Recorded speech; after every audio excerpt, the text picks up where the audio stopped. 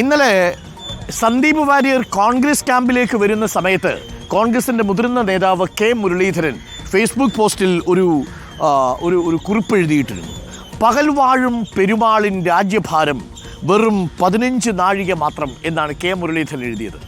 പകൽ വാഴും പെരുമാളിൻ രാജ്യഭാരം വെറും 15 നാഴിക മാത്രം, ഞാൻ ഞാൻ ഞാൻ എന്ന ഭാവങ്ങളെ എന്ന ഒരു പാട്ടുകൂടി പങ്കുവെച്ചുകൊണ്ടായിരുന്നു ഇന്നലെ കെ മുരളീധരൻ അങ്ങനൊരു പോസ്റ്റ് ഇട്ടത്.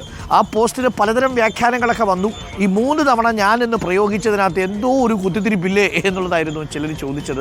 അതല്ല, അത് കെ മുരളീധരനോട് ചോദിച്ചപ്പോൾ എനിക്കിഷ്ടപ്പെട്ടൊരു പാട്ടിൻ്റെ ഒരു ചെറിയ ഭാഗം ഞാൻ ഇട്ടു എന്ന് മാത്രമേ ഉള്ളൂ. കെ മുരളീധരൻ അങ്ങനെ വളരെ ട്രിവിയലായിട്ട് കാര്യങ്ങളൊന്നും കാണുന്ന കക്ഷിയല്ല എന്ന് പ്രേക്ഷകർക്കറിയാമല്ലോ. പക്ഷേ ഇതിൽ കെ മുരളീധരൻ ഇട്ട പോസ്റ്റിന് രാഷ്ട്രീയത്തിൽ നിന്നപ്പുറം ഫിലോസഫിക്കലായ ഒരു അർത്ഥം കൂടിയില്ലേ? എന്താണ്? പകൽ വാഴും പെരുമാളിൻ രാജ്യഭാരം വെറും 15 നാഴിക മാത്രം എന്ന് പറഞ്ഞാൽ അത് സൂര്യനെക്കുറിച്ചുള്ളതാണ്.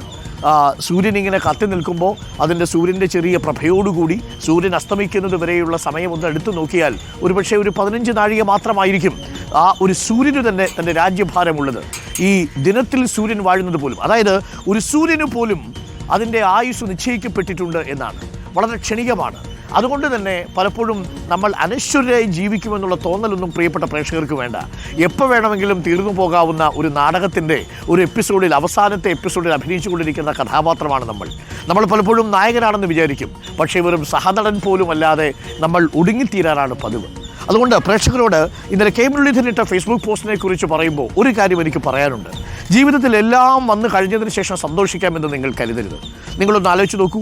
നമ്മുടെ നല്ല ആയുസിൻ്റെ ആദ്യത്തെ 20-25 വർഷം രക്ഷകർത്താക്കളുടെയും അധ്യാപകരുടെയും ഒക്കെ ശിക്ഷണത്തിലും അവരുടെ നിർദ്ദേശങ്ങളനുസരിച്ച് നമ്മൾ കഴിഞ്ഞുകൂടും. ബാക്കിയുള്ളൊരു 10-20 വർഷക്കാലം നിങ്ങൾ കല്യാണം കഴിക്കുന്ന പങ്കാളിയുടെയോ ആ പങ്കാളിയുടെ വീട്ടുകാരുടെയോ അല്ലെങ്കിൽ തൊഴിലെടുക്കുന്ന സ്ഥാപനത്തിൻ്റെയോ മാനേജറുടെ നിർദ്ദേശാനുസരണം നിങ്ങൾ കഴിഞ്ഞുകൂടും. പിന്നെ ബാക്കിയുള്ള 25 വർഷം നിങ്ങളുടെ കുഞ്ഞുങ്ങളുടെയും ആ കുഞ്ഞുങ്ങളുടെയും നിർദ്ദേശാനുസരണം കഴിഞ്ഞുകൂടും. അത് കഴിഞ്ഞുകൂടുമ്പോഴേക്കും സന്തോഷിക്കാമെന്ന് വയ്ക്കുമ്പോഴേക്ക് മോളിൽ നിന്ന് വിസ അടിച്ചു വരും, നമ്മളങ്ങ് കയറിപ്പോവും. ഇതാണ് സംഭവിക്കാറ്. പകൽ വാഴും പെരുമാളിൻ രാജ്യഭാരം വെറും 15 നാഴിക മാത്രം. അതുകൊണ്ട് നിങ്ങൾക്ക് സന്തോഷിക്കാനും ആനന്ദിക്കാനുമുള്ള കാര്യങ്ങൾ, കൊച്ചു കൊച്ചു കാര്യങ്ങൾ ചെയ്യാൻ നിങ്ങൾ നാളത്തേക്ക് മാറ്റിവെക്കരുത്. അത് ഇന്നു തന്നെ ചെയ്തു തീർത്തേക്കണം. ചില യാത്രകൾ പുറപ്പെടാൻ നിങ്ങൾ കുറച്ചു കാലമായി ആഗ്രഹിക്കുന്നുണ്ടാവും. ആ യാത്ര നാളെ തന്നെ നിങ്ങൾ തീരുമാനിച്ചുള്ളൂ. ചില ഭക്ഷണം കഴിക്കണമെന്ന് ചില ആഗ്രഹങ്ങളുണ്ടാവും ചില സവിശേഷപ്പെട്ട കടയിൽ നിന്ന്. നാളെ തന്നെ നിങ്ങൾ പോയി അവിടുത്തെ ഭക്ഷണം കഴിച്ചോളൂ. ചില സുഹൃത്തുക്കൾക്കുമൊപ്പം ഒരു യാത്രയോ അല്ലെങ്കിൽ ഒരു കാഴ്ച കാണാനോ പോകാൻ നിങ്ങൾ ആഗ്രഹിച്ചിട്ടുണ്ടാവും. ഇല്ലെങ്കിൽ നിങ്ങൾ ഏറെക്കാലമായി വായിക്കാനിരുന്നൊരു പുസ്തകം വായിക്കാൻ തീരുമാനിച്ചിട്ടുണ്ടാവും. അതിനൊന്നും നിങ്ങൾ സമയം കളയരുത്. പകൽ വാഴും പെരുമാളിൻ രാജ്യഭാരം വെറും 15 നാഴിക മാത്രം എന്നൊരിക്കൽ കൂടി പ്രേക്ഷകരെ ഞാൻ ഓർമ്മപ്പെടുത്തുന്നു. അപ്പോൾ എല്ലാ പ്രിയപ്പെട്ട പ്രേക്ഷകരും നിങ്ങളുടെ ആനന്ദങ്ങളും നിങ്ങളുടെ കൊച്ചു കൊച്ചു സന്തോഷങ്ങളും പിന്തുടരാൻ നിങ്ങൾക്ക് കഴിയട്ടെ എന്ന് ആശംസിച്ചുകൊണ്ട് നമ്മൾ ആരംഭിക്കുകയാണ്. പ്രിയപ്പെട്ട പ്രേക്ഷകരെ, പതിവുപോലെ നമ്മൾ പത്രവാർത്തകളിലേക്ക് പോകണം. റിപ്പോർട്ടറുടെ വാർത്താ സംഘം തയ്യാറായി കഴിഞ്ഞിരിക്കുന്നു. നമ്മൾ നേരെ പത്രവായനയിലേക്ക് പോകുന്നു. നമുക്കൊപ്പം സിനോജ് ഉണ്ട്. Sinoj, good morning. Iqbal, good morning. Roshi, good morning. Al Ameen, good morning. Deepa, good morning. Saniyo, good morning. അപ്പോൾ നമ്മൾ തുടങ്ങുകയാണ് പ്രിയപ്പെട്ടവരെ. അപ്പോൾ നമുക്ക് പത്രവായനയിലേക്ക് കടന്നാലോ? പകൽ വാഴും പെരുമാളിൻ രാജ്യഭാരം എത്ര നാഴിക? കെ മുരളീധരൻ പറഞ്ഞിട്ടുണ്ട് 15 നാഴിക. അതുകൊണ്ട് സന്തോഷിക്കാനുള്ളത് ഇപ്പോൾ ഈ നിമിഷം സന്തോഷിച്ചോണം. അത്രേ ഉള്ളൂ. അപ്പോൾ ഒരിക്കൽ കൂടി പ്രേക്ഷകരോട് നമ്മൾ പറയുകയാണ്. അപ്പോൾ ആനന്ദിക്കാനും കൊച്ചു കൊച്ചു സന്തോഷങ്ങൾ കണ്ടെത്താനും ഒക്കെ നിങ്ങൾ ആഗ്രഹമുണ്ടെങ്കിൽ അത് മറ്റുള്ളവർക്ക് വേണ്ടി, പാസ് മാർക്കിന് വേണ്ടി കാത്തു നിൽക്കരുത്. ജീവിതം ഒരു വലിയ പരീക്ഷയൊന്നുമല്ല. നിങ്ങളിങ്ങനെ ജീവിതത്തിൽ എല്ലാ മനുഷ്യരുടെയും കയ്യിൽ നിന്ന് സർട്ടിഫിക്കറ്റ് വാങ്ങിച്ചിട്ട് ജീവിക്കാമെന്ന് പറയത്തില്ല. ഇപ്പോൾ CPM ഒരു സർട്ടിഫിക്കറ്റ് കൊടുത്തു, ക്രിസ്റ്റൽ ക്ലിയർ ആണ്, നമ്പർ 1 കൊമറേഡാണ്. സംഭവം എന്ത് സംഭവിച്ചു? നേരെ കോൺഗ്രസിൽ പോയി. അതാണ് നമ്മുടെ ജീവിതം. അപ്പോൾ സന്ദീപ് വാര്യരുടെ ജീവിതവും ചിലരൊക്കെ നമ്മളെ പഠിപ്പിക്കുന്നുണ്ട്. എല്ലാം ക്ഷണികമാണ്. പകൽ വാഴും പെരുമാളിൻ രാജ്യഭാരം 15 നാഴികയേ ഉള്ളൂ. അപ്പോൾ പ്രിയപ്പെട്ടവരെ, നമ്മൾ തുടങ്ങുകയാണ്. അപ്പോൾ ഇന്നത്തെ പത്രങ്ങൾ നമ്മളൊന്ന് നോക്കിയാൽ ദേശാഭിമാനി, ജന്മഭൂമി, മാധ്യമം, എക്സ്പ്രസ്, ദ ഹിന്ദു, വീക്ഷണം, ദീപിക, മംഗളം, സുപ്രഭാതം, മാതൃഭൂമി, മലയാള മനോരമ, അങ്ങനെ ഇന്ന് കേരളത്തിൽ ഇറങ്ങി നമുക്ക് പാലക്കാട് കിട്ടാവുന്ന എല്ലാ പത്രങ്ങളും ഞങ്ങൾ സംഘടിപ്പിച്ചിട്ടുണ്ട്. അപ്പോൾ നമ്മളെല്ലാവരും കൂടി നമ്മൾ ഏറ്റെടുക്കാൻ പോകുന്ന ഓരോ പത്രങ്ങൾ വന്നാട്ടെ. അപ്പോൾ പത്രവായനയിലേക്ക് നമ്മൾ കടക്കുമ്പോൾ ഞാൻ മലയാള മനോരമയും മാതൃഭൂമിയും കയ്യിലെടുക്കാം. സുപ്രഭാതം കയ്യിലെടുത്തോളൂ. മംഗളം, ദീപിക, ഓരോരുത്തരും ഓരോ പത്രങ്ങൾ കയ്യിലെടുത്ത് ഞങ്ങൾ എല്ലാ പത്രങ്ങളുടെയും പ്രധാന വാർത്തകൾ പ്രേക്ഷകരിലേക്ക് എത്തിക്കും. ചില പ്രധാനപ്പെട്ട വാർത്തകൾ വായിച്ചു കേൾപ്പിക്കും. ഒപ്പം തന്നെ എഡിറ്റോറിയലുകൾ എന്താണ് അതൊക്കെ നമുക്ക് നോക്കാം. ശരിക്കും നമ്മളെപ്പോലുള്ള മാധ്യമപ്രവർത്തകർ ആദ്യം നോക്കുന്ന പത്രം, അതായത് ഒരു വാർത്ത വരുമോ എന്ന് ആദ്യം നോക്കുന്നൊരു പത്രം എന്ന് പറയുന്നത് ഒന്ന് ദേശാഭിമാനി നോക്കും. അതിൽ പാർട്ടിക്കുള്ളിലെ എന്തെങ്കിലും വിവരങ്ങൾ, സർക്കാരും പാർട്ടിയും തമ്മിൽ എന്തെങ്കിലും അഭിപ്രായ വ്യത്യാസങ്ങളുണ്ടോ, പാർട്ടിക്കുള്ളിലെ എന്തെങ്കിലും നിലപാടുകൾ പറയുന്നുണ്ടോ, ചില കാര്യങ്ങൾ അങ്ങനെ നമ്മൾ നോക്കും. പിന്നൊന്ന് വീക്ഷണം നോക്കും, കോൺഗ്രസിനുള്ളിൽ എന്തെങ്കിലും അഭിപ്രായ വ്യത്യാസമുണ്ടോ എന്നുള്ളത് വീക്ഷണത്തിൽ അറിയാം. അതേപോലെ സുപ്രഭാതം വരും, സമസ്തയ്ക്കുള്ളിൽ എന്തെങ്കിലും നീക്കങ്ങളുണ്ടോ, പ്രത്യേകിച്ച് മുനമ്പത്തിൻ്റെ പശ്ചാത്തലത്തിൽ. നമുക്ക് സുപ്രഭാതത്തിൻ്റെ എഡിറ്റോറിയൽ, ചന്ദ്രികയുടെ എഡിറ്റോറിയൽ ഇന്ന് നോക്കണം. കാരണം ഈ സന്ദീപ് വാര്യർ കോൺഗ്രസിലേക്ക് വരുമ്പോൾ ലീഗ് ഇതിനെ പൂർണ്ണമായും സ്വാഗതം ചെയ്തിട്ടുണ്ട്. പക്ഷേ ഒരു ആർട്ടിക്കിളായിട്ടെങ്കിലും അതിനെതിരെ എന്തെങ്കിലും നീക്കമുണ്ടോ എന്നുകൂടി നമ്മൾ പരിശോധിക്കുകയാണ്. നമ്മൾ ചന്ദ്രികയുണ്ടോ? ചന്ദ്രികയിൽ സുപ്രഭാതം ഉണ്ടോ? സുപ്രഭാതത്തിൻ്റെ എഡിറ്റോറിയൽ എന്താ? നമ്മൾ സുപ്രഭാതത്തിൻ്റെ എഡിറ്റോറിയൽ നോക്കി തുടങ്ങാം. കാര്യം അതിനകത്താണല്ലോ വാർത്താ സാധ്യതയുള്ളത്. ഓണക്കിറ്റിലെ അപ്പോൾ അത് സന്ദീപ് വാര്യർ വിട്ടു, സുപ്രഭാതത്തിൽ സന്ദീപ് വാര്യരില്ല. ജന്മഭൂമിയിലോ തപ്പുമായിരുന്നു, സന്ദീപ് വാര്യർ എവിടെയെങ്കിലും ഉണ്ടോ കണ്ടുപിടിക്കാൻ പറ്റില്ല, നോക്കിക്കൊണ്ടിരിക്കും. വാര്യർ എന്നൊരു വാക്കുപോലും ജന്മഭൂമിയിൽ ഇല്ലാന്ന് തോന്നുന്നു അല്ലേ? അപ്പോൾ ഇനി നമ്മൾ വാർത്തകളിലേക്ക് കടക്കുകയാണ്. അപ്പോൾ മാതൃഭൂമി മനോരമ നമ്മുടെ കയ്യിലുണ്ട്, അതിൽ നിന്ന് നമുക്ക് തുടങ്ങാം. മാതൃഭൂമിയുടെ ഇരുന്നാട്ടെ, നമുക്ക് അത്യാവശ്യം ഇരിക്കാനുള്ള സംവിധാനങ്ങളൊക്കെ ഇവിടെ ഒരുക്കിയിട്ടുണ്ട്. ഇന്നലെ നല്ല മഴയായിരുന്നു. ആ മഴയൊക്കെ പെയ്തിങ്ങനെ കുതിർന്ന് കിടക്കുന്ന കോട്ടയിലാണ് നമ്മൾ ഇന്നത്തെ പത്രവായന ആരംഭിക്കുന്നത്. അപ്പോൾ പ്രിയപ്പെട്ടവരെ, മാതൃഭൂമി എത്തിയാൽ മാതൃഭൂമിയുടെ പ്രധാനപ്പെട്ട തലക്കെട്ട്, പ്രധാന ലീഡായിട്ടുള്ള വാർത്ത കൊടുത്തിരിക്കുന്നത് മണിപ്പൂരിന് വീണ്ടും തീ പിടിച്ചു എന്ന തലക്കെട്ടാണ്. മണിപ്പൂരിന് വീണ്ടും തീ പിടിച്ചു എന്ന വാർത്തയാണ് കൊടുത്തിരിക്കുന്നത്. മണിപ്പൂർ വീണ്ടും കത്തുന്നു എന്നാണ് മലയാള മനോരമ പ്രധാനപ്പെട്ട ലീഡ് വാർത്തയായി കൊടുത്തിരിക്കുന്നത്. നമുക്ക് ആദ്യം എല്ലാ പത്രങ്ങളുടെയും പ്രധാനപ്പെട്ട തലക്കെട്ടുകളൊന്ന് വായിച്ചു വരാം. നമുക്ക് അറ്റത്തുനിന്ന് തുടങ്ങാം. അലമീൻ എന്താണ്? അലമീൻ്റെ കയ്യിലെ പത്രം ഏതാണ്? മാധ്യമം ഏത് വാർത്തയാണ് ലീഡ്? മണിപ്പൂരിൽ അക്രമം അടങ്ങുന്നില്ല, അശാന്തം. അതോടൊപ്പം കൈപിടിച്ച് സന്ദീപ് വാര്യർ. മണിപ്പൂരിൽ അക്രമം അടങ്ങുന്നില്ല, അശാന്തം. മാധ്യമം പത്രം. ദേശാഭിമാനിയുടെ ലീഡ് ഏതാ? ദേശാഭിമാനി ലീഡ് ചെയ്തിട്ടുള്ളത് വ്യാപാര ലൈസൻസ് പുതുക്കൽ പിഴത്തുക 30-1 കുറച്ചു എന്നുള്ള വാർത്തയാണ്. ഇത് സർക്കാരിന്റെ ഒരു നേട്ടം എന്ന രീതിക്ക്, അല്ലെങ്കിൽ സർക്കാരിന്റെ ഒരു സഹായം എന്ന രീതിക്ക് ഈ തെരഞ്ഞെടുപ്പിന് മുമ്പായി സ്വാഭാവികമായിട്ട് ഉണ്ടാവാറുണ്ടല്ലോ. അതിനോടൊപ്പം തന്നെ മുഖ്യമന്ത്രി പിണറായി വിജയൻ ഇന്നലെ സരിന് വേണ്ടി എത്തിയതാണ്. പക്ഷെ അത് രണ്ടാം പേജിലേക്കാണ്. അതിൽ ചിത്രം മാത്രമുള്ളൂ, വാർത്ത 2-ാം പേജിലാണ്. അതിനോടൊപ്പം തന്നെ പ്രധാനമന്ത്രി അന്ന് വയനാട് വന്നപ്പോൾ ആ ഒരു സംഭവം മോദിയോട് നൈസാമോളുടെ ഉമ്മയും ചോദിക്കുന്നു, ഉള്ളു പൊട്ടിയ വേദന എങ്ങനെ മറക്കാനായി. ആ വാർത്ത ഇന്ന് ആദ്യ പേജിലേക്ക് ദേശാഭിമാനി കൊണ്ടുവന്നിട്ടുണ്ട്. ദീപികയിലെ സന്ദീപ് വാര്യർ വന്നത് സൂപ്പർ ലീഡായിട്ടും അതിനുശേഷം 2000 കോടി വേണം, മുണ്ടക്കൈ ചൂരൽമല ഉരുൾ ദുരന്തത്തിന് 2000 കോടി വേണം, കേന്ദ്രത്തിന് കേരളം പുതിയ റിപ്പോർട്ട് നൽകും. ഓക്കെ, അതാണ് ദീപികയുടെ തലക്കെട്ട്. ഞാൻ മാതൃഭൂമിയുടെ തലക്കെട്ട് വായിച്ചു. മണിപ്പൂരിന് വീണ്ടും തീപിടിച്ചു എന്ന തലക്കെട്ടാണ് മണിപ്പൂരിലെ വാർത്തയുമായി ബന്ധപ്പെട്ടുള്ളത്. കാണാതായവരുടെ മൃതദേഹങ്ങൾ കണ്ടെത്തി, മന്ത്രിഭവനങ്ങൾ ആക്രമിച്ചു, ഇംഫാൽ താഴ്വരയിൽ നിരോധനാജ്ഞ, സേനകൾക്ക് കർശന നിർദ്ദേശം തുടങ്ങിയ പോയിന്റുകൾ പത്രം കൊടുത്തിട്ടുണ്ട്. സൂപ്പർ ലീഡായിട്ട് കൈപിടിച്ച് സന്ദീപ് വാര്യർ എന്ന വാർത്തയും പത്രം ആദ്യ പേജിൽ തന്നെ കൊടുക്കുന്നു. വീക്ഷണത്തിന്റെ തലക്കെട്ടോ? വീക്ഷണം നമ്മൾ പ്രതീക്ഷിച്ച പോലെ സന്ദീപ് വാര്യർ കോൺഗ്രസിലേക്ക് എത്തിയ വാർത്ത അത് ലീഡാക്കി. സർജിക്കൽ സ്ട്രൈക്ക്, സന്ദീപ് ഇനി കോൺഗ്രസ് വാര്യർ. വാശിയേറിയ ഉപതെരഞ്ഞെടുപ്പിന് തൊട്ടുമുമ്പ് പാലക്കാട് BJPയെ ഞെട്ടിച്ച് സംസ്ഥാന വക്താവ് സന്ദീപ് വാര്യർ കോൺഗ്രസിൽ ചേർന്നു. CPM-ഉം CPI-യും സ്വാഗതമോദി കാത്തുനിൽക്കുന്നതിനിടയിലാണ് BJPയുടെ വർഗീയ വിദ്വേഷ രാഷ്ട്രീയം വലിച്ചെറിഞ്ഞ് സന്ദീപ് മൂവർണ്ണക്കൊടി പിടിക്കുന്നത്. ഓക്കെ, അതാണ് വീക്ഷണം ലീഡാക്കിയിരിക്കുന്നത്. മനോരമയിൽ തന്നെ മണിപ്പൂർ വീണ്ടും കത്തുന്നു, തട്ടിക്കൊണ്ടുപോയ 6 പേരും കൊല്ലപ്പെട്ടതായി സ്ഥിരീകരിച്ചു. കലാപം, ക്രിസ്ത്യൻ പള്ളികൾക്ക് നേരെ ആക്രമണം എന്നുള്ളതാണ് ലീഡ്. പക്ഷേ സന്ദീപിന്റെ വാര്യർ കൊടുത്തിട്ടുണ്ട് കോൺഗ്രസ് ത്രിവർണ്ണം അണിഞ്ഞ് സന്ദീപ് വാര്യർ. സന്ദീപ് വാര്യർ ഡയലോഗും പ്രധാനമായി ഹൈലൈറ്റ് ചെയ്ത് കൊടുത്തിട്ടുണ്ട്. വെറുപ്പിന്റെ ഫാക്ടറി വിട്ട് സ്നേഹത്തിന്റെ കടയിൽ അംഗത്വം എടുക്കുന്നു എന്നുള്ളത് ശരിക്കും ആ പൊളിറ്റിക്സ് പറഞ്ഞിട്ടുണ്ട്. ഉത്തർപ്രദേശിൽ ആ തീ പിടിച്ച 10 കുട്ടികൾ മരിച്ച സംഭവം ഝാൻസിയിലെ അതും നന്നായി കൊടുത്തിട്ടുണ്ട്. സുപ്രഭാതത്തിൽ സ്ഫോടനാത്മകം മണിപ്പൂർ, തട്ടിക്കൊണ്ടുപോയ 3 കുട്ടികൾക്ക് 6 പേരെയും കൊന്നു എന്ന് പറഞ്ഞതാണ് ലീഡ് കൊടുത്തിരിക്കുന്നത്. തൊട്ടടുത്ത് തന്നെ 2 കോളത്തിൽ അത്യാവശ്യം നല്ല രീതിയിൽ തന്നെ കൊടുത്തിരിക്കും. കേന്ദ്ര സഹായത്തിന് നിയമവഴി തേടും എന്നുള്ളതാണ്. പിന്നീട് നേരത്തെ അഷ്കർ പറഞ്ഞ പോലെ UP-യിലെ കഴിഞ്ഞ ദിവസം ഉണ്ടായ ദാരുണമായ ആ സംഭവമാണ് 1-ാമത്തെ പേജിൽ. ജന്മഭൂമി വഖഫാണ് ലീഡ് ചെയ്തിരിക്കുന്നത്. വഖഫ് 2 വാർത്ത, ചെല്ലാനത്തും ചാവക്കാട്ടും പ്രക്ഷോഭം. മുൻപത്തെ വഖഫ് ഭൂമി തന്നെ സർക്കാർ പ്രഖ്യാപിക്കണമെന്ന 2-ാമത്തെ വാർത്ത. അടുത്തത് നരേന്ദ്രമോദി നൈജീരിയയിൽ പോകുന്ന വാർത്തയാണ് വന്നിരിക്കുന്നത്. സന്ദീപ് വാര്യരുടെ വാർത്ത ഹിന്ദു അപ്പുറത്തെ കയ്യിലുണ്ട്, ഒന്നെടുത്തേക്കാം മോസിനോജ്, അവിടെയുണ്ട്. സന്ദീപ് വാര്യരെ കണ്ടുപിടിച്ചോട്ടോ. സന്ദീപ് വാര്യരെ കണ്ടുപിടിച്ചു, ഉള്ളിലുണ്ട്. എന്താണ് എന്താ തലക്കെട്ട്? ഉൾപേജിലാണ്. തലക്കെട്ടായിട്ടില്ല. ഫലം വരുമ്പോൾ സതീശൻ പ്രതിപക്ഷ നേതൃ സ്ഥാനത്തുണ്ടാവില്ല, കെ സുരേന്ദ്രൻ, അങ്ങനെ ഹെഡ്ലൈൻ ഇട്ടിട്ട് അതിനകത്ത് സന്ദീപ് വാര്യർക്കെതിരെ പറഞ്ഞ കാര്യങ്ങൾ ഇന്നലെ വാർത്താ സമ്മേളനത്തിൽ പറഞ്ഞു. ലീഡ് ചെയ്തിട്ടില്ല സന്ദീപ് വാര്യർ. ദ ഹിന്ദു എന്ന് നമുക്ക് എടുത്തു നോക്കിയാൽ ദ ഹിന്ദുവിന്റെ ലീഡ് വാർത്തയും ഒരു പക്ഷേ Manipur അടക്കമായിരിക്കുമെന്നാണ്. Chaos erupts in Manipur after recovery of bodies. Protest attack houses of Chief Minister and MLA in Imphal, asking them to quit if they cannot punish killers of women and children. Curfew imposed in Imphal East, Imphal West and Bishnupur. എന്താണ് the Hindu പത്രം ആ വാർത്ത കൈകാര്യം ചെയ്തിരിക്കുന്നത്? മണിപ്പൂരാണ് ഏറ്റവും പ്രധാനപ്പെട്ട വാർത്ത എല്ലാ പത്രങ്ങളും കൈകാര്യം ചെയ്തു. കോൺഗ്രസ് ഏറ്റവും ശക്തമായി ഉന്നയിച്ച വിഷയമാണ് മണിപ്പൂർ. അതെ, പാർട്ടിയുടെ മുഖപത്രത്തിൽ മണിപ്പൂരിനെ കുറിച്ച് പരാമർശം. പക്ഷേ എനിക്ക് ഇന്നലെ ഈ രാഷ്ട്രീയ വാർത്തകളിൽ നിന്നിട്ടുണ്ടാവാം ആ വാർത്ത. അപ്പോൾ നമുക്ക് മാതൃഭൂമിയിൽ നമ്മൾ വായിച്ചു തുടങ്ങുകയാണ്. അപ്പോൾ പ്രിയപ്പെട്ട പ്രേക്ഷകരെ, കേരളത്തിലെ എല്ലാ വർത്തമാന പത്രങ്ങളുടെയും പ്രധാനപ്പെട്ട ലീഡ് വാർത്തകൾ എന്താണെന്ന് പ്രേക്ഷകർ അറിഞ്ഞു കഴിഞ്ഞു. ഇനി നമ്മളതിൻ്റെ വിശദാംശങ്ങളിലേക്ക് കടക്കുന്നു. ഞാൻ മാതൃഭൂമിയിൽ തുടങ്ങാം. മണിപ്പൂരിന് വീണ്ടും തീപിടിച്ചു എന്നാണ് മണിപ്പൂരിലെ ഇന്നലെ നടന്ന സംഭവ വികാസങ്ങളെ മാതൃഭൂമി പത്രം റിപ്പോർട്ട് ചെയ്തിരിക്കുന്നത്. മണിപ്പൂരിൽ വീണ്ടും സംഘർഷം ആളുന്നു. ദുരിതാശ്വാസ ക്യാമ്പിൽ നിന്ന് സായുധ സംഘം തട്ടിക്കൊണ്ടുപോയ 6 പേരുടെ മൃതദേഹങ്ങൾ കണ്ടെത്തിയതോടെ പരക്കെ അക്രമമുണ്ടായി. കൊല്ലപ്പെട്ടവർക്ക് നീതി ഉറപ്പാക്കണമെന്ന ആവശ്യവുമായി പ്രതിഷേധത്തിനിറങ്ങിയവർ ഇംഫാലിൽ 2 മന്ത്രിമാരുടെയും 3 MLA-മാരുടെയും വീടുകൾ ആക്രമിച്ചു. മര ഉരുപ്പടികളും മറ്റും തകർത്ത് തീയിട്ടു.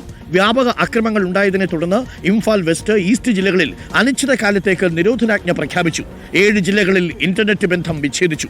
മന്ത്രിമാരായ സപം രഞ്ജൻ, എൽ സുശീന്ദ്ര സിംഗ് എന്നിവരുടെ വീട്ടിലേക്ക് ജനം ഇരച്ചു കയറി. ഇംഫാൽ വെസ്റ്റ് ജില്ലയിൽ മുഖ്യമന്ത്രി എൻ ബീരേൻ സിംഗിന്റെ മരുമകനും BJP MLA-യുമായ RK ഇമോയയുടെ വസതിക്ക് മുന്നിൽ പ്രക്ഷോഭകർ തടിച്ചുകൂടി. കുറ്റവാളികളെ 24 മണിക്കൂറിനുള്ളിൽ പിടികൂടണമെന്നാണ് ആവശ്യം. ഒരു സ്ത്രീയുടെയും 2 കുട്ടികളുടെയും മൃതദേഹവും കണ്ടെത്തിയതിൽ അതിൽ ഉൾപ്പെടും. മണിപ്പൂർ അസം അതിർത്തിയിലെ ജരീബാം ജില്ലയിലെ ജിമുഖ് ഗ്രാമത്തിലാണ് മൃതദേഹങ്ങൾ കണ്ടെത്തിയത്. പ്രതിഷേധം ശക്തമായി ഇംഫാൽ വെസ്റ്റ്, ബിഷ്ണുപൂർ, തൗബാൽ, കാക്ചിങ്, കാങ്പോബജി, ചുരാൻചന്ദ്പൂർ. ഇനി മണിപ്പൂരിൽ പറയാൻ സ്ഥലം ബാക്കിയൊന്നുമില്ല. അവിടെ എല്ലാം ഇന്റർനെറ്റ് ബന്ധം വിച്ഛേദിക്കപ്പെട്ടിരിക്കുന്നുവെന്നാണ്. അപകടകരമായ സാഹചര്യത്തിലേക്കാണ് മണിപ്പൂർ നീങ്ങിക്കൊണ്ടിരിക്കുന്നത് എന്നാണ് മാതൃഭൂമി പത്രം പറയുന്നത്. നമ്മൾ മനോരമയുടെ വാർത്ത കൈകാര്യം ചെയ്തിരിക്കുന്നത് കൂടി ഒന്ന് നമുക്കൊന്ന് നോക്കാം. സന്ദീപിന്റെ ഞാൻ അതിലേക്ക് എത്തുന്നതിന് മുൻപ് മണിപ്പൂർ മനോരമ കൈകാര്യം ചെയ്തിരിക്കുന്നത് കൂടി ഒന്ന് വായിക്കാം. ജിരിബാമിൽ കഴിഞ്ഞ ദിവസം തട്ടിക്കൊണ്ടുപോയ സ്ത്രീകളും കുട്ടികളും ഉൾപ്പെടെയുള്ള 6 പേരും കൊല്ലപ്പെട്ടതായി കണ്ടെത്തിയതിനെ തുടർന്ന് മണിപ്പൂരിൽ വീണ്ടും സ്ഥിതി സ്ഫോടനാത്മകമായി. 8 മാസം പ്രായമുള്ള കുഞ്ഞുൾപ്പെടെയുള്ളവരുടെ കൊലപാതകത്തിൽ പ്രതിഷേധിച്ച ജനക്കൂട്ടം മുഖ്യമന്ത്രി ബീരേൻ സിംഗിന്റെയും മറ്റു മന്ത്രിമാരുടെയും MLA-മാരുടെയും വീടുകൾ ആക്രമിച്ചു. ജിരിബാമിൽ ക്രിസ്തീയ ദേവാലയങ്ങൾക്കെതിരെയും വ്യാപക ആക്രമണമുണ്ടായി. 5 പള്ളികൾക്കും 6 വീടുകൾക്കും തീയിട്ടു.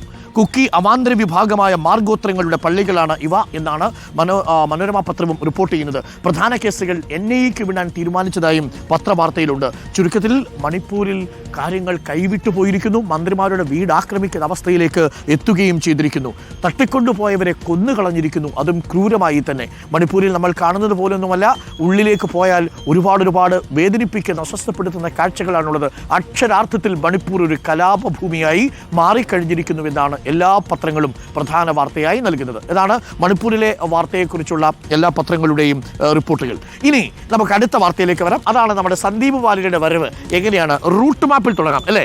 അപ്പോൾ സന്ദീപ് വാര്യർ എങ്ങനെയാണ് കോൺഗ്രസിലേക്ക് വന്നത് എന്നതിൻ്റെ ഒരു റൂട്ട് മാപ്പ് ഇന്നലെ തന്നെ നമ്മളോട് ചില നേതാക്കൾ പറഞ്ഞതാണ്. നമ്മൾ പത്രപാരായണത്തിലാണ്. നമ്മുടെ റിപ്പോർട്ടർ വാർത്താ സംഘമെല്ലാം നിരന്നു നിൽപ്പുണ്ട്. പാലക്കാട്ടെ വിശേഷങ്ങൾക്കൊപ്പം തന്നെ വിവിധ ഇടങ്ങളിൽ നിന്ന് നമ്മുടെ പത്രലേഖകർ എത്തിച്ചിരിക്കുന്ന പ്രധാനപ്പെട്ട വാർത്തകളിലേക്കാണ് നമ്മൾ പോകുന്നത്. ആശുപത്രി തീപിടുത്തം ഇന്നലെ നമ്മുടെ ആകെ ഉള്ളുലച്ച് കളഞ്ഞതാണ്. നമ്മുടെ പ്രതിനിധി ആദിൽ പാലോട് ഉത്തർപ്രദേശിലെ ഝാൻസി മെഡിക്കൽ കോളേജ് ഹോസ്പിറ്റലിലുണ്ട്. അവിടെ ആ പത്രങ്ങൾ എങ്ങനെയാണ് ആ വാർത്ത കൈകാര്യം ചെയ്തിരിക്കുന്നത് എന്ന് നമുക്ക് നോക്കാം. ഉള്ളു പൊള്ളിച്ച് എന്നാണ് മനോരമ പത്രം അതിനിട്ടിരിക്കുന്ന തലക്കെട്ട്. ആശുപത്രി തീപിടുത്തം, കുഞ്ഞുങ്ങളുടെ തിരിച്ചറിയൽ പോലും അസാധ്യം എന്നാണ്. 10 നവജാത ശിശുക്കൾ മരിച്ച ഝാൻസി മെഡിക്കൽ കോളേജിൽ നെഞ്ചു നീറ്റുന്ന കണ്ണീർ കാഴ്ചകളാണ് എന്നാണ് മനോരമ പത്രം റിപ്പോർട്ട് ചെയ്യുന്നത്. കത്തിക്കരിഞ്ഞത് സ്വന്തം കുഞ്ഞാണോ എന്ന് മുഖം നോക്കി തിരിച്ചറിയാനാകാതെ നിലവിളിക്കുന്ന ഒരു അച്ഛൻ, കണ്ണീരുപറ്റി തളർന്നിരിക്കുന്ന അമ്മമാർ, എന്തു പറഞ്ഞ് ആശ്വസിപ്പിക്കണമെന്നറിയാത്ത ബന്ധുക്കൾ. തീപിടുത്തത്തിൽ 10 കുഞ്ഞുങ്ങൾ മരിച്ച ഉത്തർപ്രദേശിലെ ഝാൻസി മഹാറാണി ലക്ഷ്മിബായ് മെഡിക്കൽ കോളേജിൽ എങ്ങും കണ്ണീർ കാഴ്ചകളാണ്. വെള്ളിയാഴ്ച രാത്രി തീപിടുത്തമുണ്ടാകുമ്പോൾ കുഞ്ഞുങ്ങൾക്കുള്ള ICUവിന് മുന്നിൽ പാതി മയക്കത്തിലായിരുന്നു യാക്കൂബ് മൻസൂരി. ഞെട്ടി ഉണർന്നു നോക്കുമ്പോൾ പുകയും ബഹളവും. ജനൽപ്പാളി തകർത്തുള്ളിൽ കടന്ന് രക്ഷാപ്രവർത്തനത്തിൽ പങ്കുചേർന്നു. ആരൊക്കെയോ വെച്ചു നീട്ടിയ കുഞ്ഞുങ്ങളെ പുറത്തുനിന്നുള്ളവർക്ക് കൈമാറി. അക്കൂട്ടത്തിൽ തൻ്റെ 2 പെൺകുട്ടികളുണ്ടാകുമെന്ന് പ്രതീക്ഷിച്ചു. വിധി മറ്റൊന്നായിരുന്നു. മരിച്ചവരിൽ സ്വന്തം കുഞ്ഞുങ്ങൾ ഏതെന്നു പോലും അറിയാനാകാതെ നിലത്തിരുന്ന് നിലവിളിച്ച യാക്കൂബിനെ എങ്ങനെ ആശ്വസിപ്പിക്കുമെന്നറിയാതെ കണ്ടുനിന്നവരും കരഞ്ഞു. കൈക്കേറ്റ പൊള്ളൽ വകവയ്ക്കാതെ കുൽദീപ് 3 കുഞ്ഞുങ്ങളെയാണ് രക്ഷിച്ചത് എന്നിങ്ങനെ പോകുന്നു ഉത്തർപ്രദേശിലെ ഝാൻസി മെഡിക്കൽ കോളേജിൽ നടന്ന അതിദാരുണമായ ഈ തീപ്പൊള്ളലേറ്റ കുഞ്ഞുങ്ങളുടെ മരണം. ത്രിതല അന്വേഷണം സർക്കാർ പ്രഖ്യാപിച്ചിരിക്കുകയാണ്. യുപിയിലെ ബുന്ദേൽഖണ്ഡ് മേഖലയിലെ ഏറ്റവും വലിയ സർക്കാർ ആശുപത്രിയാണ് ഈ മഹാറാണി ലക്ഷ്മിബായ് മെഡിക്കൽ കോളേജ്. വെള്ളിയാഴ്ച രാത്രി 10:20 തീപിടുത്തമുണ്ടായത്. ഷോർട്ട് സർക്യൂട്ട് സംഭവിച്ചതാണെന്നാണ് പ്രാഥമിക വിലയിരുത്തൽ. എന്നാൽ നോക്കൂ, 49 നവജാത ശിശുക്കൾ ആ സമയത്ത് അവിടെ ഉണ്ടായിരുന്നു. അതിൽ കുറച്ചുപേരെ രക്ഷിക്കാൻ സാധിച്ചു. 16 പേരുടെ നില ഗുരുതരമായി തന്നെ തുടരുന്നു. വെള്ളിയാഴ്ചയും സമാനമായൊരു ഷോർട്ട് സർക്യൂട്ട് ഈ ആശുപത്രിയിൽ റിപ്പോർട്ട് ചെയ്തതായി പത്രവാർത്തകൾ ഉണ്ട് എന്നതാണ് ഏറ്റവും പ്രധാനപ്പെട്ട കാര്യം. അപ്പോൾ നോക്കൂ, ഈ മണിക്കൂറിൽ നമ്മളെ ആകെ വേദനിപ്പിക്കുന്നൊരു വാർത്തയായി അതിപ്പോഴും തുടരുന്നു എന്നുള്ളതാണ്. മനോരമയെ തലക്കെട്ട് ഉള്ളു പൊള്ളിച്ച് എന്നാണ്. പൂഞ്ഞാർ മിത്രൻ നമ്പൂതിരിപ്പാട് അന്തരിച്ച വാർത്തയും പത്രം ഇന്ന് വലിയ പ്രാധാന്യത്തോടുകൂടി കൈകാര്യം ചെയ്യുന്നു. പ്രമുഖ ജ്യോതിഷ പണ്ഡിതനും വേദശാസ്ത്ര വിഖ്യാതവുമായ പൂഞ്ഞാർ മിത്രൻ നമ്പൂതിരിപ്പാട് അന്തരിച്ചു എന്ന വാർത്ത കൂടി ഇന്ന് പത്രത്തിലുണ്ട്. അപ്പോൾ പ്രിയപ്പെട്ടവരെ, മറ്റൊരു വാർത്തയിലേക്ക് നമ്മൾ പോയാൽ അതാണ് സന്ദീപ് വാര്യരുടെ റൂട്ട് മാപ്പിലേക്കാണ് നമ്മൾ ഇനി പോകാൻ പോകുന്നത്. സന്ദീപ് വാര്യർ എങ്ങനെ എത്തി എന്നുള്ളതാണ് നമ്മൾ പ്രേക്ഷകരെ ഇനി അറിയിക്കാൻ പോകുന്നത്. കോയമ്പത്തൂരാണ് ഈ ചർച്ചകൾ നടന്നത് എന്നാണ് പത്രം പറയുന്നത്. സന്ദീപ് വാര്യർ കോൺഗ്രസിൽ എത്തിയത് ഇങ്ങനെ: കോയമ്പത്തൂർ വഴി പാലക്കാട്. വ്യാഴാഴ്ച രാത്രി കോയമ്പത്തൂരിൽ വെച്ച് രഹസ്യ ചർച്ച. വെള്ളിയാഴ്ച രാത്രി പാലക്കാട്ട് അന്തിമ ധാരണ. BJP വിട്ട് തങ്ങൾക്കൊപ്പം ചേരാൻ സന്ദീപ് വാര്യരുമായി കോൺഗ്രസ് ധാരണയിലെത്തിയത് കോയമ്പത്തൂരിൽ വ്യാഴാഴ്ച രാത്രി അവിടെ നടന്ന രഹസ്യ ചർച്ചയിലാണ്. സന്ദീപ് കോൺഗ്രസിന് കൈകൊടുത്തത് അങ്ങനെയാണ്. അണിയറ നീക്കം ഇങ്ങനെ: നേതൃത്വത്തിന്റെ നിർദ്ദേശപ്രകാരം പാലക്കാട്ടെ കോൺഗ്രസ് നേതാവ് P. ഹരിഗോവിന്ദനാണ് 4 ദിവസം മുൻപ് ആദ്യം സന്ദീപിനെ ഫോണിൽ ബന്ധപ്പെട്ടത്. ഹരിഗോവിന്ദൻ എന്ന് പറയുന്നത് ഒറ്റപ്പാലത്ത് സരിന് വേണ്ടിയിട്ട് സീറ്റ് വിട്ടുകൊടുത്ത അധ്യാപക സംഘടനയുടെയൊക്കെ നേതാവാണ് ഈ ഹരിഗോവിന്ദൻ. അപ്പോൾ ആ ഹരിഗോവിന്ദൻ സന്ദീപിനെ വിളിക്കുന്നു. സന്ദീപ് താല്പര്യം അറിയിക്കുന്നു. ഹരിഗോവിന്ദൻ നേതൃത്വം നൽകിയ കോൺഗ്രസ് അധ്യാപക സംഘടനയിൽ സന്ദീപിൻ്റെ അമ്മ അംഗമായിരുന്നു. ഈ പരിചയം വെച്ചാണ് പാലമിടാൻ പാർട്ടി അദ്ദേഹത്തെ ചുമതലപ്പെടുത്തിയത്. ഇന്നലെ ഹരിഗോവിന്ദനും ബിന്ദു കിഷയും കൂടി നമ്മളുടെ തൊട്ട് മുന്നിലൂടെ കാറിൽ വലിയങ്ങാടിയിലൂടെ കടന്നുപോയിരുന്നു. ആ ഓപ്പറേഷൻ സക്സസ് എന്നത് അറിയിക്കാനും കൂടി പോയ യാത്രയായിരുന്നു അത്. ഹരിഗോവിന്ദൻ്റെ വിളിയെത്തുമ്പോൾ RSS നേതൃത്വവുമായുള്ള കൂടിക്കാഴ്ചയ്ക്കായി സന്ദീപ് ബംഗളൂരുവിലായിരുന്നു. AICC നേതൃത്വം ഇടപെട്ടാൽ വരാമെന്ന സൂചന സന്ദീപ് നൽകി. ഇതോടെ പ്രതിപക്ഷ നേതാവ് VD Satheesan, KPCC president K. Sudhakaran, Benny Behanan MP എന്നിവരുടെ നേതൃത്വത്തിൽ നീക്കങ്ങൾ വേഗത്തിലാക്കി. AICC പ്രതിനിധി എന്ന നിലയിൽ സന്ദീപുമായി തുടർ ചർച്ച നടത്താൻ കേരളത്തിന് ചുമതലയുള്ള ദേശീയ സെക്രട്ടറി PV മോഹനെ ചുമതലപ്പെടുത്തി. ആദ്യ കൂടിക്കാഴ്ച കോയമ്പത്തൂരിൽ. മാധ്യമങ്ങളുടെയും രാഷ്ട്രീയ എതിരാളികളുടെയും കണ്ണിൽപ്പെടാതിരിക്കാൻ സന്ദീപുമായുള്ള ചർച്ച കേരളത്തിന് പുറത്തു നടത്താൻ കോൺഗ്രസ് തീരുമാനിച്ചു. വ്യാഴാഴ്ച രാത്രി PV മോഹനും ഹരിഗോവിന്ദനും കോയമ്പത്തൂരിലെത്തി. അവിടെ ഹോട്ടലിൽ നടത്തിയ കൂടിക്കാഴ്ചയിൽ കോൺഗ്രസിൽ ചേരാൻ സന്ദീപ് സമ്മതമറിയിച്ചു. ഈ സമയം PK കുഞ്ഞാലിക്കുട്ടി ഉൾപ്പെടെയുള്ള ഘടകകക്ഷി നേതാക്കളുമായും AICC ജനറൽ സെക്രട്ടറി KC വേണുഗോപാലിനെയും രമേശ് ചെന്നിത്തലയും സതീശൻ ഫോണിൽ ബന്ധപ്പെട്ടു. BJPയെ ക്ഷീണിപ്പിക്കുന്ന ഏത് നീക്കത്തിനൊപ്പവും നിൽക്കുമെന്ന് മുസ്ലിം ലീഗ് ഉൾപ്പെടെ അറിയിച്ചു. സന്ദീപ് ഇതുവരെ സ്വീകരിച്ച തീവ്ര ഹിന്ദുത്വ മുസ്ലിം വിരുദ്ധ നിലപാടുകൾ പ്രശ്നമാകില്ലേ എന്ന് ചിലർ ആശങ്ക അറിയിച്ചു. എനിക്കൊന്ന് രമേശ് ചെന്നിത്തലയാണ് ആ ആശങ്ക അറിയിച്ച ഒരാൾ എന്ന് തോന്നുന്നു, അല്ലേ? എന്തായാലും BJP വിദ്വേഷത്തിൻ്റെ പാർട്ടിയായി ചിത്രീകരിച്ച് അതിനെ പൂർണ്ണമായി തള്ളിപ്പറഞ്ഞായിരിക്കും സന്ദീപ് എത്തുകയെന്ന് ഘടകകക്ഷികൾക്ക് കോൺഗ്രസ് ഉറപ്പു നൽകി. മുഖ്യമന്ത്രി എത്തും മുൻപ് രഹസ്യയോഗം നടന്നു. വെള്ളിയാഴ്ച രാവിലെ സന്ദീപുമായി ഫോണിൽ സംസാരിച്ച സതീശൻ അദ്ദേഹത്തിൻ്റെ വരവ് ഉറപ്പിച്ചു. വിവരം ഒരു കാരണവശാലും പുറത്തു പോകരുതെന്ന് നിർദ്ദേശിച്ചു. കേരളത്തിൻ്റെ ചുമതലയുള്ള AICC general secretary Deepa Das Munshi ഹൈക്കമാൻഡിൻ്റെ അനുമതി തേടി KC വേണുഗോപാലിനെ വിളിച്ചു. ഡൽഹിയിൽ നിന്ന് പച്ചക്കൊടി ലഭിച്ചതോടെ MP മാരായ VK ശ്രീകണ്ഠൻ, ഷാഫി പറമ്പിൽ എന്നിവരെയും സതീശൻ വിവരം അറിയിച്ചു. അങ്ങനെയാണ് സന്ദീപ് കോയമ്പത്തൂർ വഴി പാലക്കാട് വന്ന് നമ്മുടെ കൽമണ്ഡപത്ത് വന്ന് ലാൻഡ് ചെയ്തത്. നിങ്ങൾക്ക് എല്ലാവർക്കും ചായ കിട്ടി. എൻ്റെ ചായ എവിടെ? എൻ്റെ ചായയാണോ വിളിച്ചിരിക്കുന്നത്? അപ്പോൾ പിന്നെ റോഷിയുടെ ചായ എവിടെ? റോഷിയുടെ ചായ കുടിച്ചു. അപ്പോൾ പ്രിയപ്പെട്ട പ്രേക്ഷകരെ, നമ്മൾ ഇന്ന് നേരത്തെ തുടങ്ങിയപ്പോൾ ആദ്യം പത്രത്തിലാണ് കയറിയത്, പിന്നീടാണ് നമ്മൾ ചായയിൽ കയറാൻ തീരുമാനിച്ചത്. അപ്പോൾ എന്തായാലും സന്ദീപ് പാർട്ടിയിൽ കയറിയത് എങ്ങനെയാണെന്ന് പ്രേക്ഷകർക്ക് മനസ്സിലായല്ലോ. കോയമ്പത്തൂരിലായിരുന്നു ചർച്ച. അത് പാലക്കാട്ടേക്ക് വന്ന വഴി ഹരിഗോവിന്ദനിൽ തുടങ്ങി ഒടുവിൽ KPCC പ്രസിഡന്റും പ്രതിപക്ഷ നേതാവും ദീപദാസ് മുൻഷിയുമുള്ള വേദിയിൽ സന്ദീപ് വാര്യർ കോൺഗ്രസ് വാര്യറായി മാറി. ഈ P. ഹരിഗോവിന്ദൻ മികച്ച സംഘാടകനാണ്. ഒരുപക്ഷെ പാലക്കാട്ട് ഇനി കോൺഗ്രസിന് പ്രതീക്ഷയുള്ള ഒരു നേതാവ് കൂടിയാണ്. കാരണം കഴിഞ്ഞ തവണ ഒറ്റപ്പാലത്ത് സ്ഥാനാർത്ഥിയാകേണ്ടതായിരുന്നു. സരിന് വേണ്ടി സ്ഥാനാർത്ഥിത്വത്തിൽ നിന്ന് പിന്മാറിയ ഒരു നേതാവ് കൂടിയാണ്. മാത്രമല്ല അവിടെ സംഘടനാ രംഗത്ത് വളരെ സജീവമാണ്. അതുകൊണ്ട് എനിക്ക് തോന്നുന്നു വരും കാലങ്ങളിൽ പാലക്കാട്ടെ കോൺഗ്രസിനെ നയിക്കാൻ പി ഹരിഗോവിന്ദൻ ഒരു കാൻഡിഡേറ്റ് ആണ്, സംശയമൊന്നുമില്ല. ഹരിഗോവിന്ദൻ എനിക്ക് നന്നായിട്ട് അറിയാം. ഹരിഗോവിന്ദൻ ഞാൻ വിക്ടോറിയ കോളേജിൽ പഠിപ്പിക്കുന്ന സമയത്തും ഞാൻ അദ്ദേഹത്തിന് ഈ നമ്മുടെ നിരഞ്ജൻ്റെ ഒക്കെ വാർത്തയുമായി ബന്ധപ്പെട്ടും അദ്ദേഹത്തിൻ്റെ സ്ഥലത്തൊക്കെ പോയിട്ടുണ്ട്.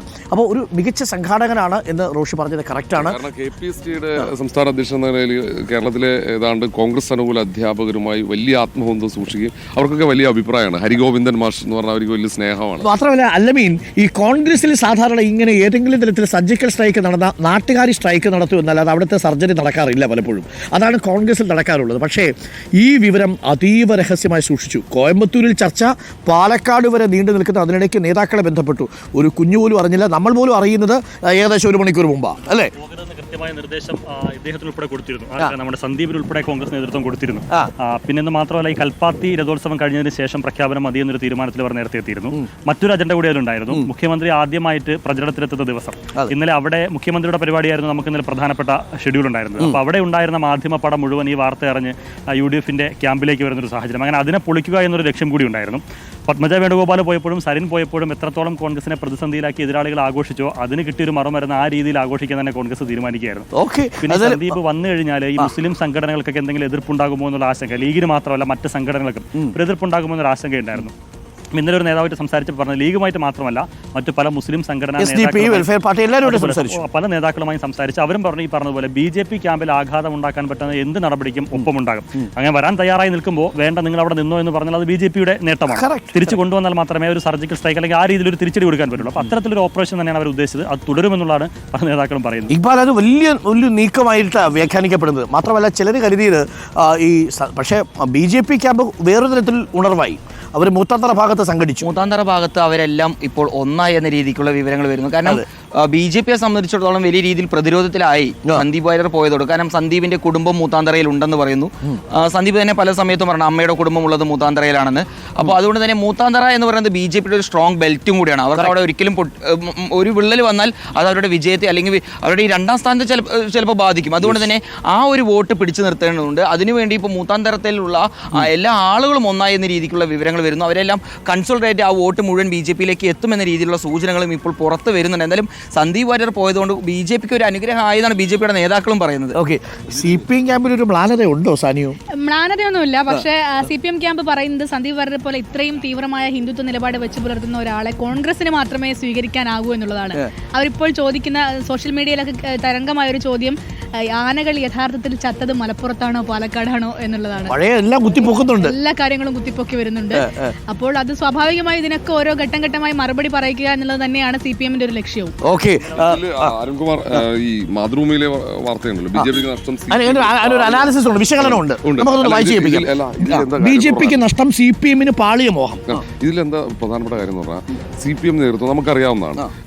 ചർച്ചകൾ നടത്തുന്നു, ഏതാണ്ട് താല്പര്യമുണ്ടായിരുന്നു. പക്ഷേ അവിടെ ഇത് പരിശോധിച്ചപ്പോൾ ഇത് തിരിച്ചടിയാകുമോ എന്ന് പരിശോധിച്ചു. പക്ഷേ തിരിച്ചടിയാകുമെന്ന ആശങ്ക അതുതന്നെയാണ് സന്ദീപ് വാര്യർ കോൺഗ്രസിലെത്തിയ പിന്നാലെ തന്നെ CPM നേതൃത്വം പ്രചാരണം ആയുധമാക്കുന്നു. കാരണം ഇതുവരെ വർഗീയമായി ഏറ്റവും രൂക്ഷമായ രീതിയിൽ BJPയിൽ ഏറ്റവും രൂക്ഷമായി വർഗീയ പ്രചാരണം നടത്തിയ ആളാണ് സന്ദീപ് വാര്യർ. ആ സന്ദീപ് വാര്യരെ ചേർത്ത് നിർത്തുമ്പോൾ മുസ്ലിം ബെൽറ്റിൽ എങ്ങനെയെങ്കിലും വിള്ളലുണ്ടാക്കാൻ പറ്റുമോ എന്ന ഒരു ശ്രമം, ആ ഒരു ലക്ഷ്യം വെച്ചുള്ള പ്രചാരണം ഇന്നലെ തന്നെ CPM തുടങ്ങി. ഇതാണ് അവർ ആശങ്കപ്പെടുത്തിയ ഒരു പിന്മാറാൻ കാരണമായതും ഇത് തന്നെയാണ്. ഇത് തിരിച്ചടിക്കുമെന്ന ഒരു ആശങ്കയുണ്ടായിരുന്നു. അപ്പം ഇത് കറക്റ്റാണ്.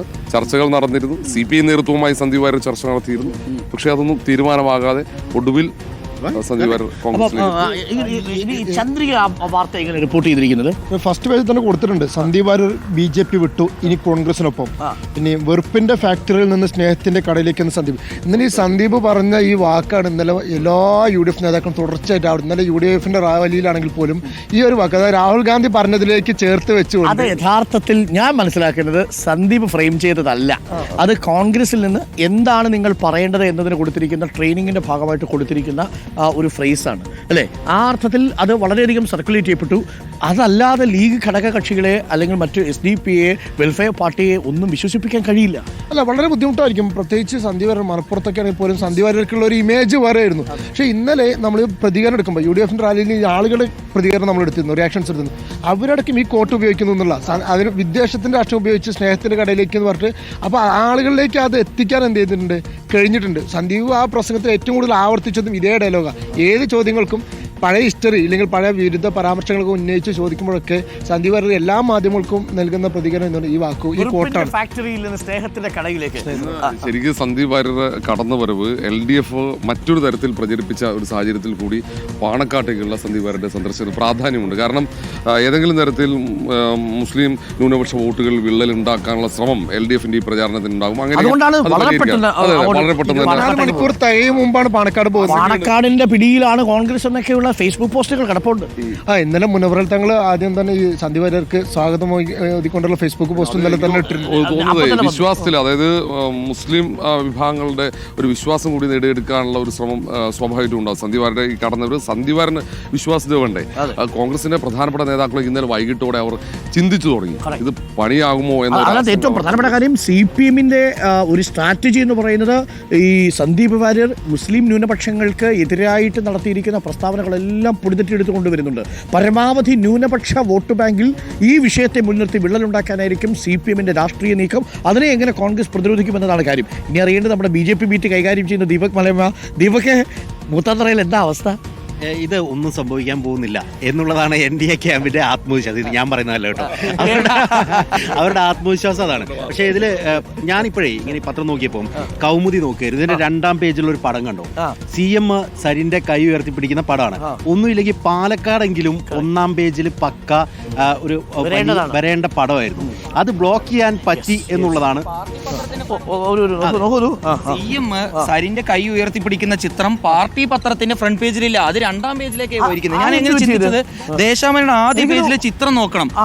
CM ഉണ്ട്, മന്ത്രി കൃഷ്ണൻകുട്ടി ഉണ്ട്, അപ്പുറത്ത് കടന്നപ്പള്ളി ഉണ്ട്, K ഇസ്മായിൽ ഉണ്ട്, വിജിൻ ഉണ്ട്. ഈ ചിത്രത്തിൽ ഒരു മെസ്സേജും ഇല്ല അല്ലേ? എനിക്കൊന്ന് ആ ദേശാഭിമാനിയുടെ ഇന്നത്തെ ആദ്യ പേജിലെ പ്രധാനപ്പെട്ട ചിത്രം തെരഞ്ഞെടുത്തത് അമ്പേ പാളിപ്പോയി. ഒരു പത്രത്തിലും മുഖ്യമന്ത്രി ഇന്നലെ സരിന്റെ കൈപിടിച്ചുയർത്തിയത് പ്രധാന വാർത്തയോ ചിത്രമോ ആയിട്ട് പ്രസിദ്ധീകരിച്ചിട്ടില്ല. ദേശാഭിമാനി ആദ്യ പേജിൽ പ്രസിദ്ധീകരിച്ചതാവട്ടെ പാളിപ്പോയ ചിത്രവുമാണ്. അതല്ല യഥാർത്ഥത്തിൽ വേണ്ടിയിരുന്നത് അല്ലേ? ഈ ചിത്രമാണ് വേണ്ടിയിരുന്നത്. ദേശാഭിമാനിയെങ്കിലും 1ാം പേജിൽ ആ ചിത്രം കൊടുക്കണമായിരുന്നു, പക്ഷെ അത് കൊടുത്തിട്ടില്ല. ദേശാഭിമാനിയെങ്കിലും കൊടുക്കണമായിരുന്നു ആ ചിത്രം, പക്ഷെ അത് 2ാം പേജിലേക്ക് ഒതുക്കി 2ാം പേജിലാണ് കൊടുത്തിരിക്കുന്നത്. അല്ല, അത് എന്തായാലും അതിനൊരു ദേശാഭിമാനിയുടെ കമ്പോസിംഗിൽ സംഭവിച്ചു പോയിരിക്കുന്ന ഒരു പിഴവായിരിക്കും ഒരു പക്ഷേ.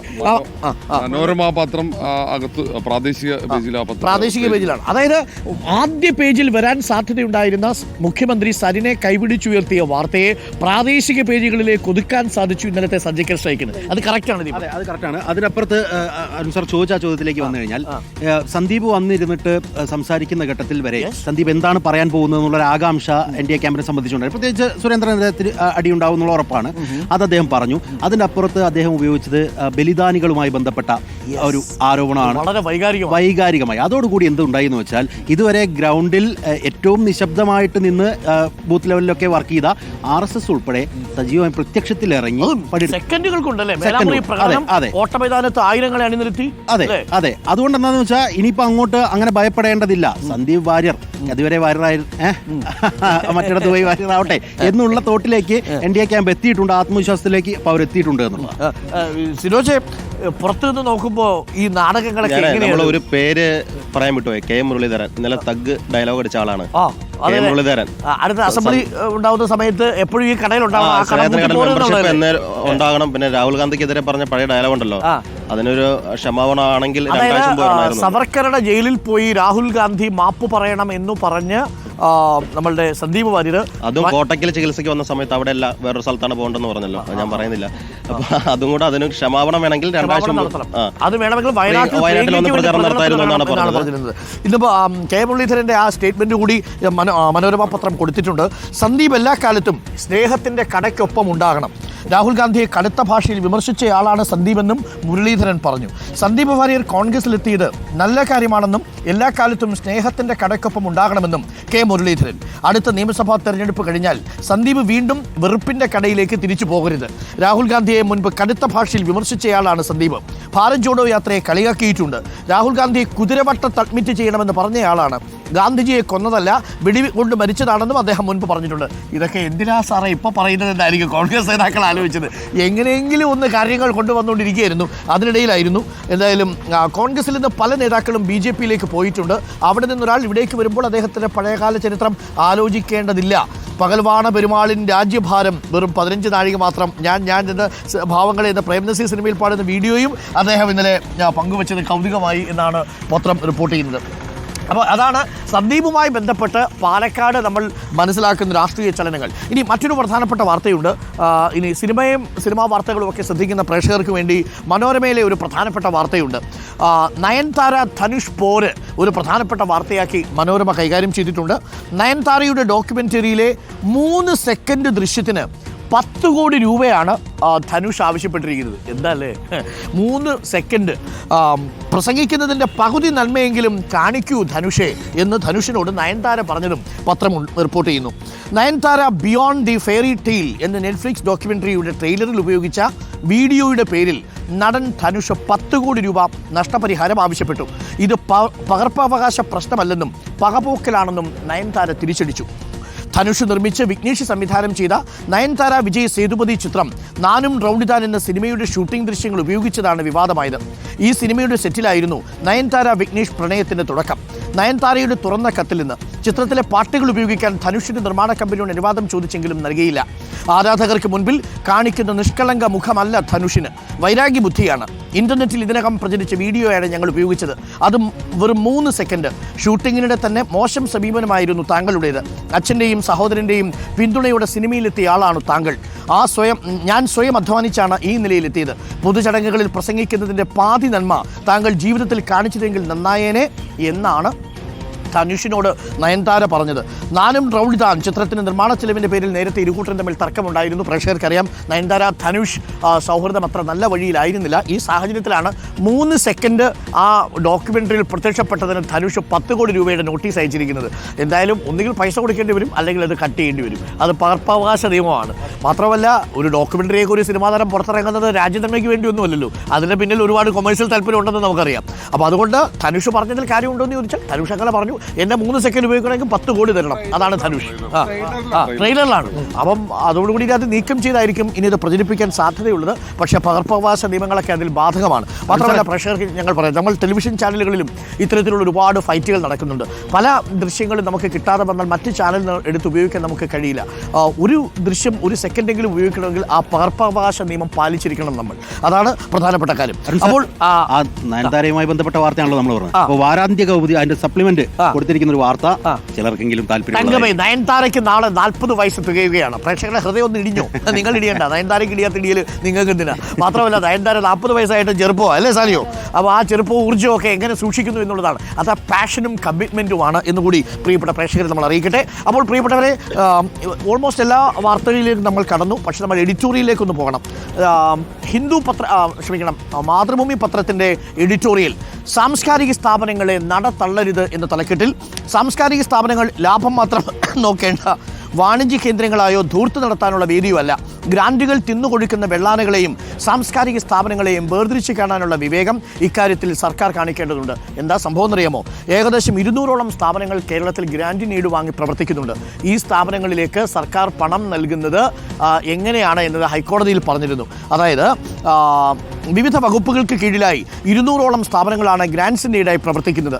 ചലച്ചിത്ര അക്കാദമി, ലളിതകലാ അക്കാദമി, സാഹിത്യ അക്കാദമി, ലൈബ്രറി കൗൺസിൽ, ഭാഷാ ഇൻസ്റ്റിറ്റ്യൂട്ട് തുടങ്ങിയ സ്ഥാപനങ്ങൾ, കേരള കലാമണ്ഡലം തുടങ്ങിയ സ്ഥാപനങ്ങളൊക്കെ ഉണ്ട്. അപ്പോൾ ഈ സ്ഥാപനങ്ങളിൽ ശമ്പളവും പെൻഷനും മറ്റു ചെലവുകളും സർക്കാരിൻ്റെ ബാധ്യതയല്ല എന്നാണ് ധനവകുപ്പ് ഇപ്പോൾ കോടതിയിൽ വ്യക്തമാക്കിയിരിക്കുന്നത്.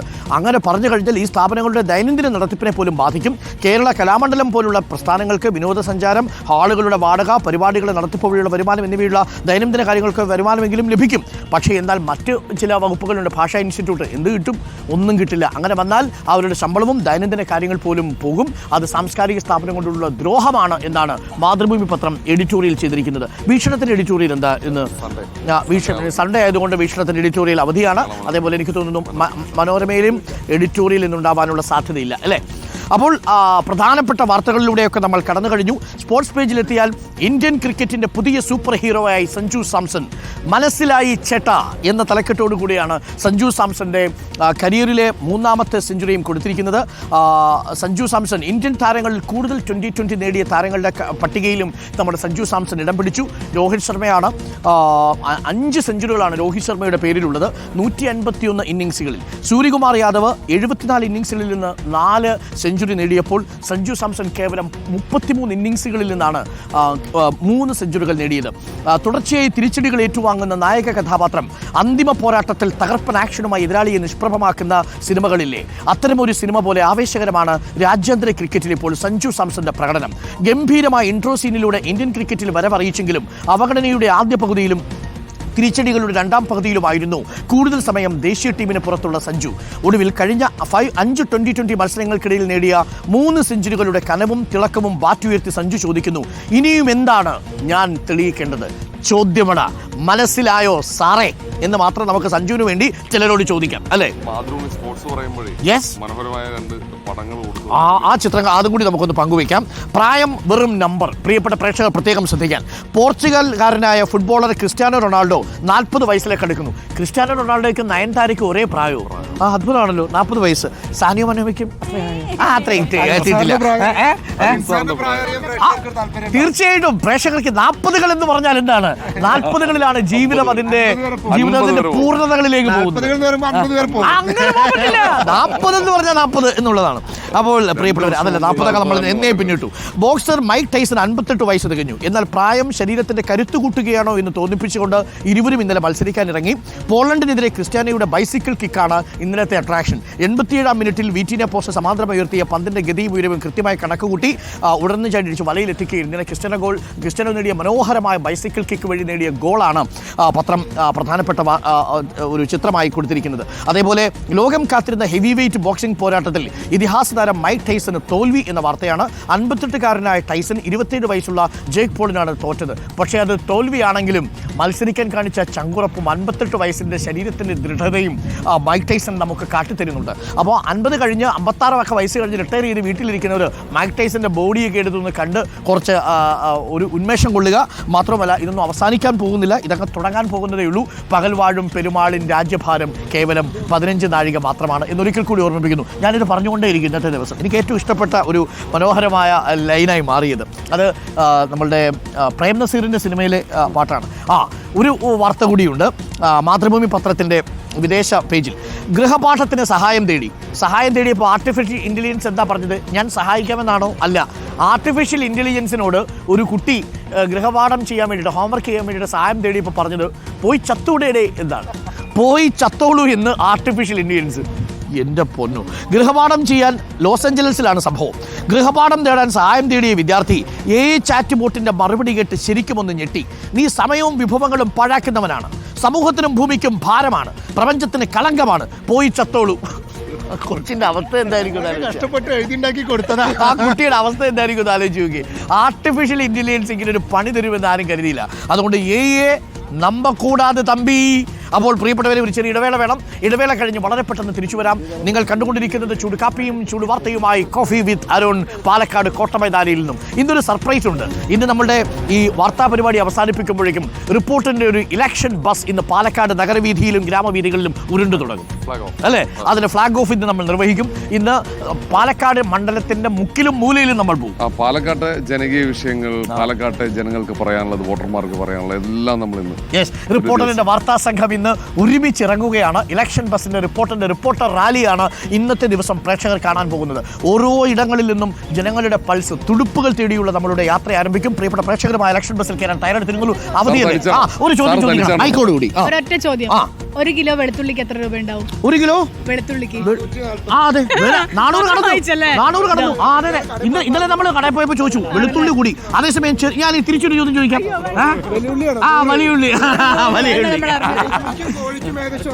വലിയുള്ളിക്കും കോഴിക്കും ഒരേ വിലയാണ്. ചിക്കൻ ബിരിയാണിയുടെ അതെ. അപ്പൊ ഇത് രണ്ടും കൂടി വെക്കുന്നതാണ്. ഈ ചെറിയ വലിയ ഉള്ളി ഇല്ലാതെ കോഴി വെക്കാൻ പറ്റത്തില്ലല്ലോ, അല്ലേ? അപ്പൊ വലിയ ഉള്ളിക്കും വില, കോഴിക്കും വില രണ്ടും 100 കടന്നു അല്ലേ? അതെ അതെ. അല്ല ആ ഹെഡ്ലൈൻ നോക്കുമ്പോഴേ വെളുത്തുള്ളിയും പൊള്ളും, ഉള്ളിക്ക് പൊള്ളും, വേറെ ചെറുതായിട്ട് നോക്കുമ്പോഴേ വല്ല ട്രോളാണോ അത് തഗ്ഗായി കേട്ടോ.